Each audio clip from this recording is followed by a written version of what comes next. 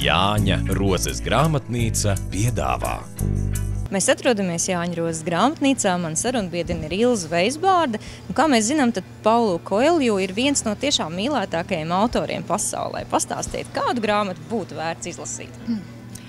Viens no pasaulē viscitētākajiem autoriem, Paulo Koelju, piedāvā savu vienu no slavenākajiem romāniem Veronika grib mirt, ko latviešu valodā ir izdevis Jāņa Rozes apgāds. Tas ir stāsts par kādu jaunu slovēnieti Veroniku, kurai līdz Baltkavēlei apnikusi ierastā rutīna. Lai neapgrūtinātu citus, viņa izdomā veikt pašnāvību ar ļoti lielu miega zāļu daudzumu, tomēr neveiksmīgi. Viņa tiek atrasta pirms nāves, atgriezta pie samaņas un nonāk psihiatriskajā klīnikā Trakonamā, kurā daži ļaudis turpina uzturēties pat tad, kad ir izārstējušies vai uzsākuši ārstēšanos jau būdami veseli. Klīnikā Veronika sastop vīrieti, viņi abi viens otrā iemīlas, tomēr ir kāds šķērslis. Veronikas dzīvība draud pārtrūkt kuru katru mirkli.